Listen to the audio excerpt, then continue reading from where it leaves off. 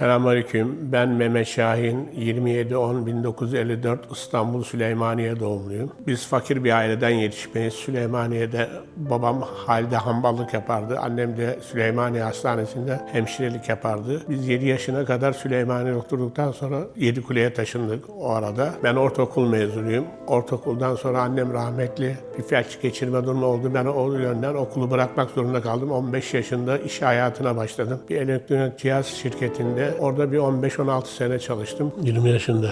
Tığ gibiymiş o zaman. Eşimle görücü usulü evlendim. Eşim Silivriliydi. Allah razı olsun. Allah mekanını cennet etsin. Rahmetli oldu. Eşimle 10 sene oldu. Öyle. 1978 senesinde eşimle evlendikten sonra eşimin üzerine bir şirket kurduk. Tabii benim de hatalarım oldu, ortaklarımın da hataları oldu. Biz biraz para kaybettik. Parayı kaybettikten sonra mecburiyetten yolumuz Londra'ya düştü. Şu buraya geldiğim 82 senesinin ait. Düğün galiba. Ulusoyların Avrupa seyahat otobüsleri vardı o zaman. Sağ olsun Cemal Ulusoy'la çok iyi tanışıyordum ben. Bir gün ona gittim, dedim böyle böyle. Dedi tamam git dedi Gümüşsuyu'ndaki şirkete ismini yazdır seni götürelim dedi. Neyse Allah yardım etti Rabbim Celle Celaluhu bize bir kapı açtı. Demek ki burada bir yerimiz vardı. 79'da çıktık geldik. Rahmetli eşimin teyze kızları vardı burada bir tanesi. Geldi bizi aldı. Hemen geldim akşam bir yere gittim bir şirkete iş bulmaya. Adam bana dedi yarın sabah gel hemen başla. Hemen gittim sabah başladım. 30 lira haftalıkla başladım. Haftada 40 lira, 45 lira elimize para geçiyordu. Rahmetli eşim de makine öğrenmeye başlamıştı. Zaten dikişi biliyordu. Yani bir iki hafta zorlandık. Ondan sonra 60 lira olmuştu 8 ay sonra veciz haftalığım. Ütü yapıyordum.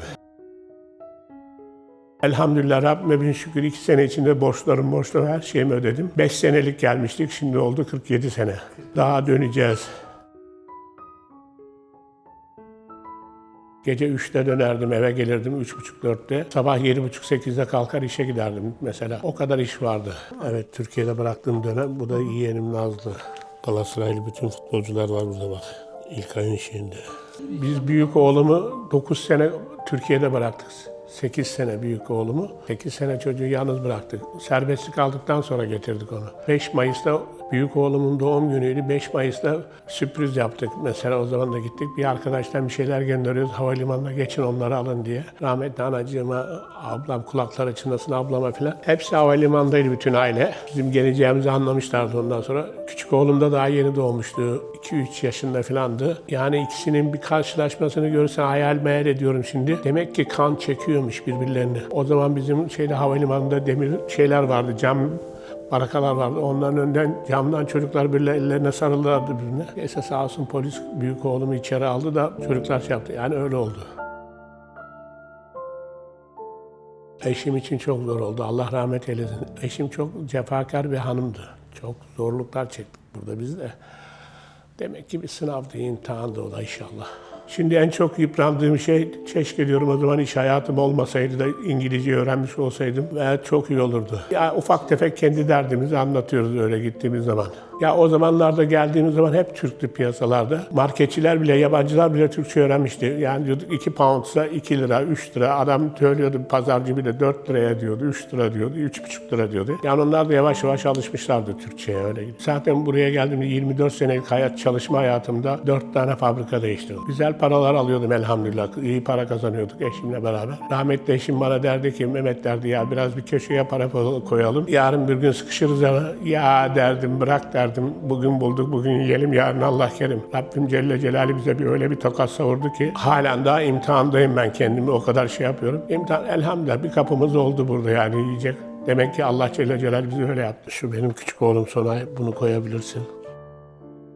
Buradaki eski hayatla şimdiki hayat arasında çok şey değişti. Biz eskiden hafta sonları bir gün oturmaya giderdik. O da cumartesi günü, ertesi gün iş olmadığı zaman. Genelde burada 7 gün iş oluyordu o zamanlar, haftanın 7 günü.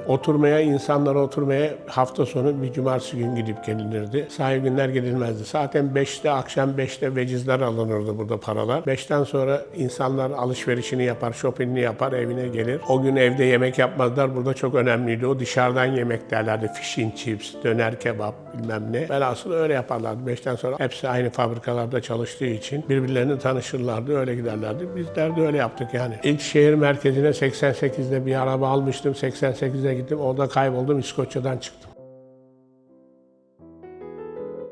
Gönüllülük işlerim burada başladı benim. Ben Kur'an'ın falan okumayı yapmazdım. Bayram namazlarında rahmetli babacığım bizi tutardı, elimizden götürürdü. Öyle bir şey yapmıştık. Buraya geldikten sonra da devam etti o. Bir bayram namazlarında yapardık. Aziye'de bir kardeşim, Hoca Efendi vardı şimdi. Onun sayesinde ben başladım. İşi bıraktım, işi dükkandan. Geldim eve, eşime rahmetli dedim. Beni dedim bundan sonra rahatsız etmeyin, ben namaza başlayacağım. Ben yukarı çıkıyorum, beni artık yarın sabahta. Rahmetli eşim bana dedi hayır olsun. Dedim yok öyle yapıyorum. Ben birçok çalışmayı seven bir adamken bir anda kendimi ibadete adadım. Bu da 2007 ilk hacca gittiğim. Yani istediğim hayat buydu yani. Fakir fukarayla uğraşayım, yardım götüreyim. Yani elhamdülillah Rabbim her şeyi ondan sonra çok şeyler verdi bana. Vakıftaki bizim Yaşar Çolak hocam vardı. 2002'de buraya müşavir olarak atanmıştı. 2004 senesinde abi beraber çalışalım dedi. O zaman başladım vakıfa. Öyle devam ediyoruz. 2004'ten bu zamana kadar devam ediyorum. Yani. Vakıf benim kırmızı çizgim. Vakıfa bir zarar gelmesini istemiyorum. Hemen hemen vaktim çoğu burada geçiyor. Bu Uganda, bu Tanzanya, burası da Somali. Bunlar öyle şeyler. Bir de Afrika'ya 20 Afrika ülkesi dolaştım. Çünkü orada insanların nasıl durumda olduklarını biliyorum, her şeyi biliyorum. Yani gidip geldikleri sağ olsun İngiltere'deki kardeşlerim de bizi işte tanımaya, sevmeye başladılar. Bize şu anda güvenilir adam gözüyle bakıyorlar. Elhamdülillah Rabbime bir şükür olsun. Yani öyle de kimsenin vebalini almak istemem. Onun için çok dikkat ederim böyle hususlarda. Yani vakıf için, Afrika'daki insanlar için çok elimden geldiği kadar daha çok hizmet yapmak istiyoruz yani. 1250 geçen sene. 1250 hisse toplamıştım kurbanda. Bu kurbanda şu anda zor araba kullanıyorum ve de yapamadığım için gidemiyorum ama elhamdülillah onu geçecek duruma geldik gibi. Benim 2 tane oğlum var Sonay, İlkay, Sonay diye. Ben onlardan memnunum. İnşallah Rabbim Celle Celaluhu Allah razı olsun. İnşallah memnun olur kendilerinden. Benim elim ayaklarım vakfın içinde zaman zaman eli ayakları oluyor çocukların. Buradan herkese yardım eden etmeyen her kim olursa mazlumları düşünmeleri lazım. Fakir fıkarayı düzenlemeleri lazım. Buradaki çocukları biz yetiştiriyoruz ama buradaki insanlar, bizim çocuklarımız çok rahat büyüyorlar. Her şeyleri var. Ben Somali'de bir çocuklar top oynarken terliklerle, yanlayak ayakla top oynarken görüyorum mesela. Herkesten Allah razı olsun. Herkesin eline ayağına sağlık. Keseline bol kazançlı, bol günler olsun inşallah. Rabbim Celle Celaluhu onları en iyi yerlere getirsinler.